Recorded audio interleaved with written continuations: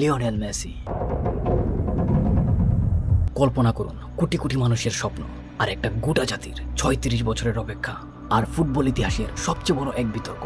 সবকিছুর ভার এসে পড়েছে একটা মাত্র মুহূর্তের উপর, কাতার বিশ্বকাপের final. And so the time is now.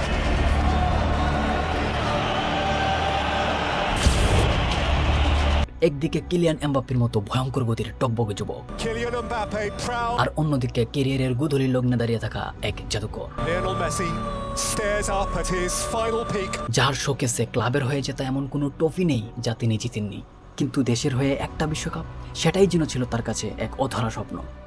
আমি তো হিরুল। আজ আমরা জানবো রোজারিওর সেই ছোট্ট ছেলেটির গল্প, যে ম্যারাডোনার ছায়া থেকে বেরিয়ে নিজেকে প্রমাণ করেছে সর্বকালের সেরা হিসেবে। চলুন শুরু করা যাক লিওনেল মেসির এক অবিশ্বাস্য মহাকাব্য। ফুটবল বিশ্ব প্রথমবার এই বিস্ময় বালকের দেখা পায় বার্সেলোনার জার্সিতে। 19 বছর বয়সেই সে দুনিয়াকে বুঝিয়ে দিয়েছিল সে সাধারণ কেউ নয়। রোনালদিনহোর মতো কিংবদন্তির এসিস থেকে কেরিয়ার শুরু। First goal for Barcelona. Remember the name.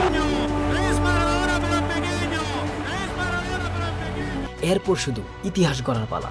একের পর এক ডিফেন্ডারকে বোকা বানিয়ে বল জালে জড়ানো, অবিশ্বাস্য সব ফ্রি কিক আর প্লেমেকিং। মেসি যেন ছিলেন অন্য গ্রহের কেউ। টানা 15 বছর ধরে ক্লাব ফুটবলে এমন কোনো রেকর্ড নেই যা তিনি ভাঙেননি। কিন্তু এত সাফল্যের পরেও একটি শূন্যতা তাকে সবসময় তাড়িয়ে বেড়াতো। আর্জেন্টিনার মানুষদের কাছে ফুটবল মানেই একটি নাম, দিয়েগো ম্যারাডোনা। 1986 সালে যিনি এক হাতে দেশকে বিশ্বকাপ জিতিয়েছিলেন। সবাই মেসির মাঝে ম্যারাডোনাকে খুঁজত। 5টি ব্যালন ডি'অর বড় নাকি একটি বিশ্বকাপ। 2014 সালে ব্রাজিলের মাটিতে মেসি সেই স্বপ্নের খুব কাছাকাছি চলে গিয়েছিলেন, কিন্তু 112 মিনিটে মারিও গুটজের করা একটি গোল পুরো আর্জেন্টিনার হৃদয়কে ভেঙে দেয়। আর মেসিকে ফিরতে হয় শূন্য হাতে। একটা জাতির প্রত্যাশার চাপ যে কতটা ভয়ঙ্কর হতে পারে সেটা সেই মুহূর্তে মেসির চেয়ে ভালো কেউ জানত না। এর পরপরই কোপা আমেরিকায় ফাইনালে হার, এমনকি হতাশ হয়ে জাতীয় দল থেকে অবসর নেওয়ার ঘোষণা। No se me dio, pero creo que ya está. সব মিলিয়ে মেসির সময়টা হয়ে উঠেছিল এক গভীর অন্ধকার। 2020 সালে বিদায় নিল Maradona. La noticia es esta, que murió Diego, que Football legend Diego Maradona has died a heart attack.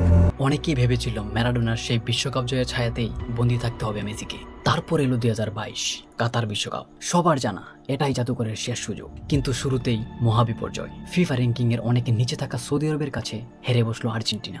সমালোচকরা বলতে শুরু করলো, where is Messi? Where is Messi? Where is Messi? I have one question.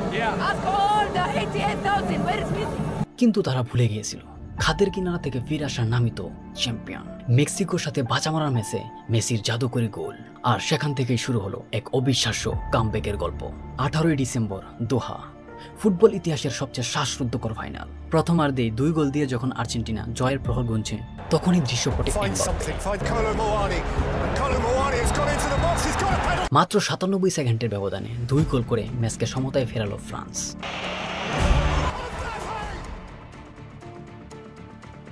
খেলা গড়ালো extra time. Messi গোল করে আর্জেন্টিনাকে আবারও এগিয়ে দিল, কিন্তু এমবাপ্পে আবারও পেনাল্টি থেকে গোল করে স্কোর 3-3। পুরো পৃথিবী যেন স্তব্ধ হয়ে দেখছিল 2 প্রজন্মের 2 সেরার লড়াই। এবার পেনাল্টি শুটআউট, এমি মার্টিনেজের অতিমানবীয় সেভ, আর অবশেষে মন্টিয়েলের সেই শট। 36 বছরের অপেক্ষার অবসান। রোজারিওর সেই ছোট্ট ছেলেটি অবশেষে ছুঁয়ে দেখল তার আরাধ্য সেই সোনালী ট্রফি। ম্যারাডোনার ছায়া থেকে বেরিয়ে তিনি শুধু নিজেকেই প্রমাণ করেননি, পুরো দুনিয়াকে এক বাক্যে মানতে বাধ্য করিয়েছেন তিনিই ফুটবলের সেরা, তিনি সর্বকালের সেরা। 8ম ব্যালন ডি'র জন্য সেই মুকুটের শেষ পালক, নাকি আরও একটি বিশ্বকাপ? আপনার মতামত কি কমেন্ট করে জানান। মেসির এই অবিশ্বাস্য জার্নির কোন মুহূর্তটি আপনাদের সবচেয়ে বেশি ইমোশনাল করেছে আমাকে কমেন্ট করে অবশ্যই জানাবেন। আর আজকের ভিডিওটি ভালো লাগলে ভিডিওটি লাইক করুন এবং বন্ধুদের সাথে শেয়ার করুন। আর এই ধরনের আরও ভিডিও পেতে চ্যানেলটি সাবস্ক্রাইব করে পাশেই থাকুন। দেখা হবে অন্য কোনো ভিডিওতে।